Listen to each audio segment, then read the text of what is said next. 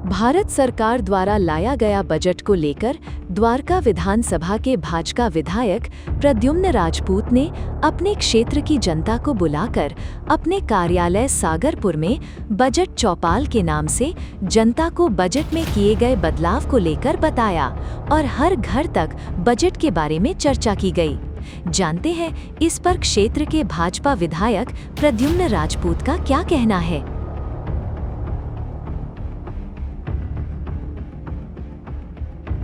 अभी पिछले दिनों देश का बजट आया और आप सब लोगों ने हम लोगों ने सुना और हर बार की तरह से इस बार भी देश के जो वित्त मंत्री हैं सीतारमण जी, जिनके नाम अभी हमारे प्रदीप जी जिन्होंने बताया कि कई सारे रिकॉर्ड हैं और वो भी अभी मंच संचालन कर रहे थे विधायक प्रतिनिधि के तौर पर आपके बीच में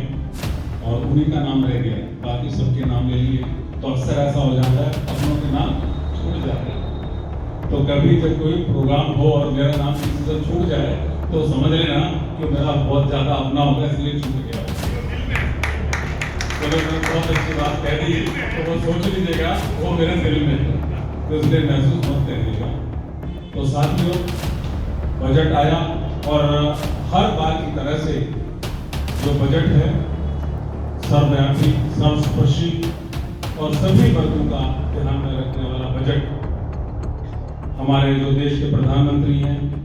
उनकी लीडरशिप के अंदर वित्त मंत्री हमारे सीतारमण जी रखती आए।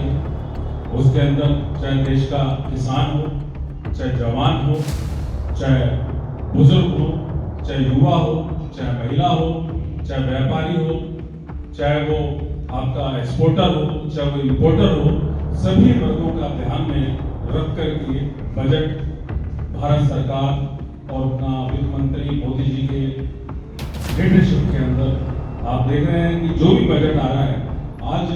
इतने सालों से जब से मोदी जी आए हैं हम सब लोग देख रहे हैं कि आज देश के अंदर कितना विकास हो रहा है,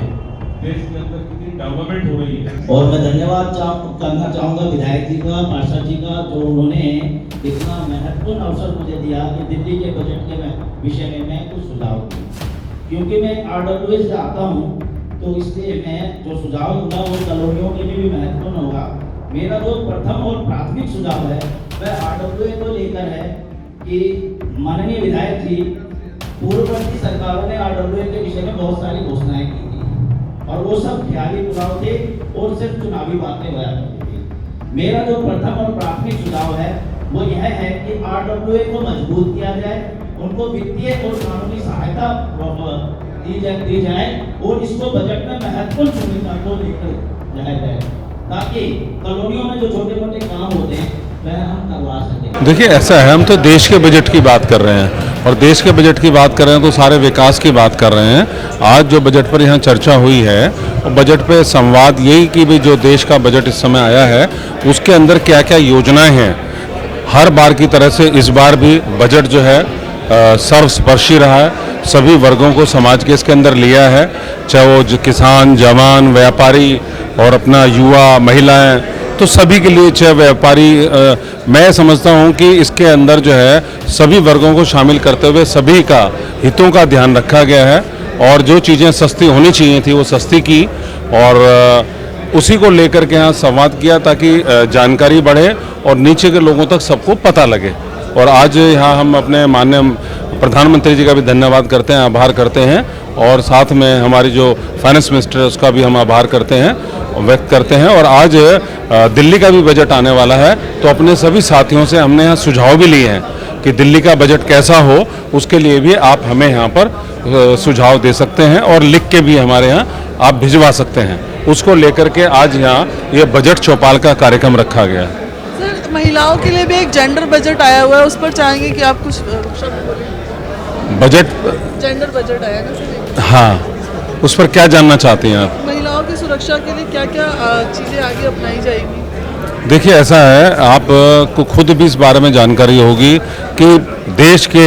एक मोदी जी ऐसे प्रधानमंत्री हैं जिन्होंने सबसे ज़्यादा महिलाओं की चिंता की, चाहे उज्ज्वला योजना से लेकर के शुरुआत की हो, चाहे वो आपकी लखपति दीदी वाला मामला हो या ड्रोन दीदी वाला मामला हो, चाहे वो जिन क्षेत्रों के अंदर महिलाओं के द्वार बंद थे